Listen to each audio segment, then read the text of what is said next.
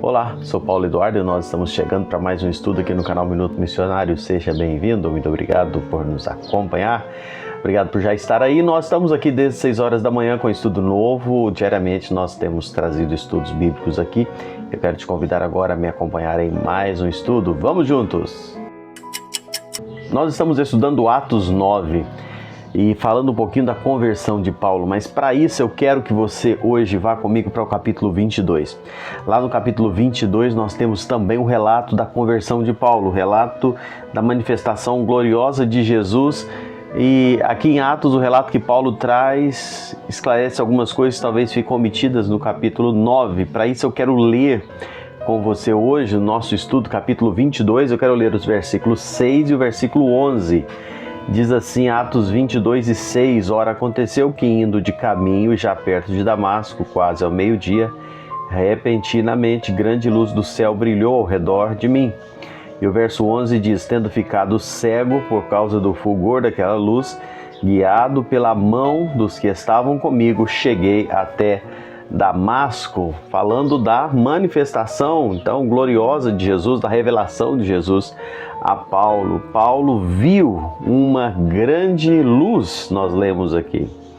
Amados irmãos, Paulo indo para Damasco para perseguir os cristãos, para trazê-los presos até Jerusalém, achando que estava agradando a Deus, tem um encontro, não é, com Jesus aqui. Subitamente uma grande luz do céu brilhou ao seu redor. E essa luz não foi uma miragem, essa luz não foi uma visão subjetiva, não foi algo que Paulo estava num êxtase e viu aquilo, mas foi algo real, foi uma grande luz do céu tão forte que abriu os olhos da sua alma e ao mesmo tempo lhe tirou a visão física.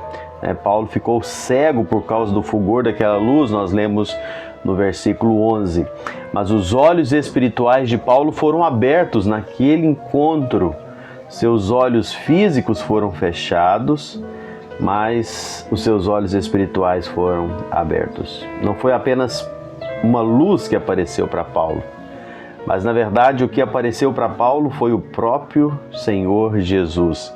Como diz no versículo 17 do capítulo 9. Aquela luz era a glória do próprio Filho de Deus ressurreto.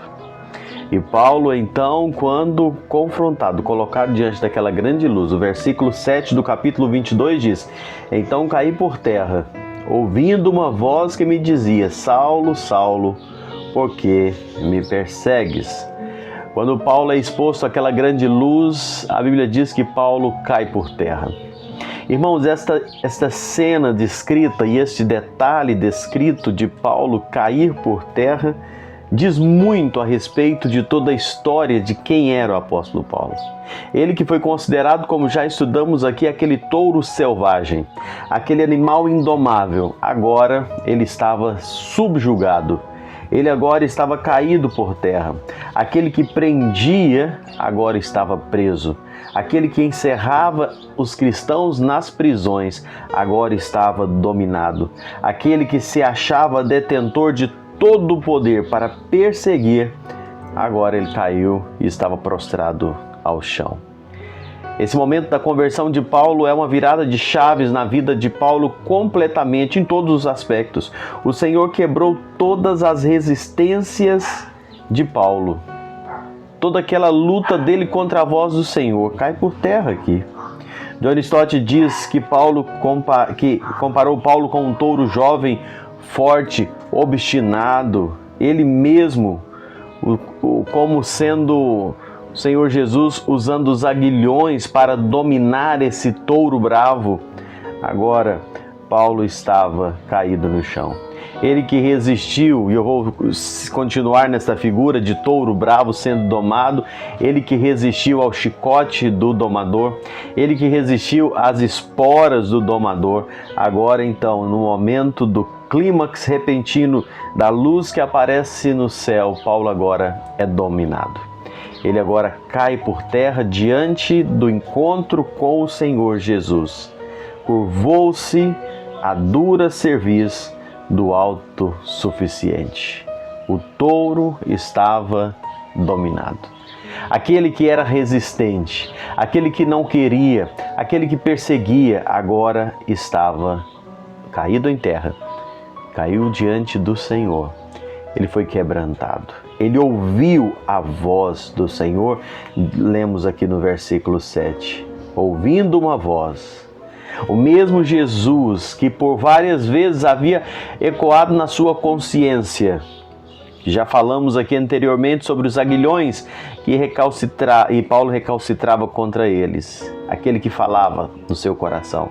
Aquele que o fazia ver o testemunho dos cristãos, tudo o que acontecia, e Deus falando. Agora Paulo está caído, prostrado diante dele.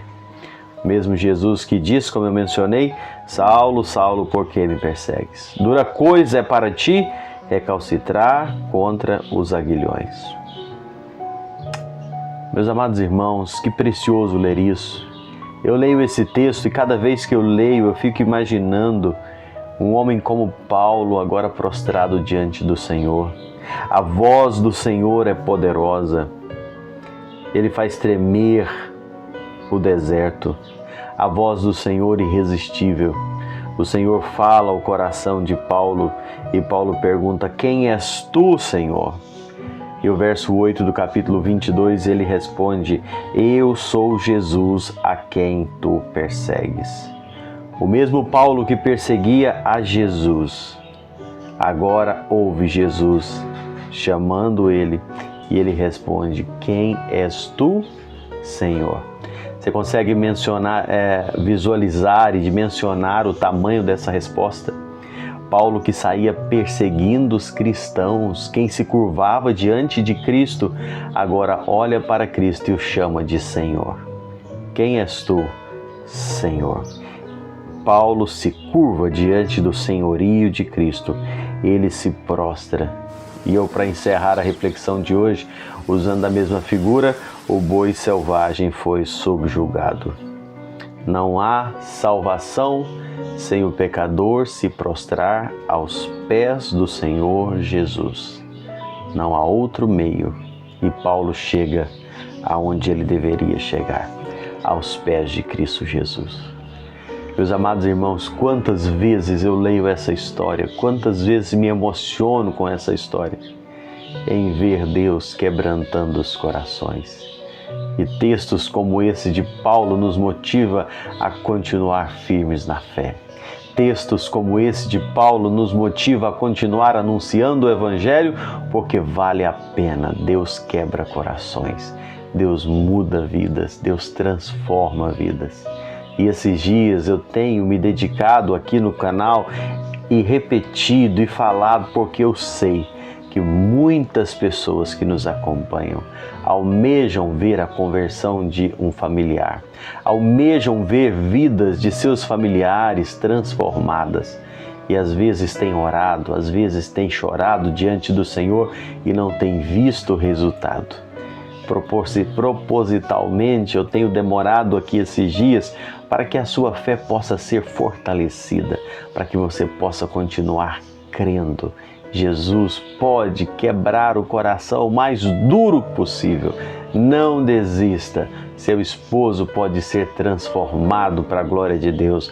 A sua esposa pode ser transformada. Os seus filhos podem ser mudados. Os seus pais, não sei por quem você tem orado e talvez cansado está.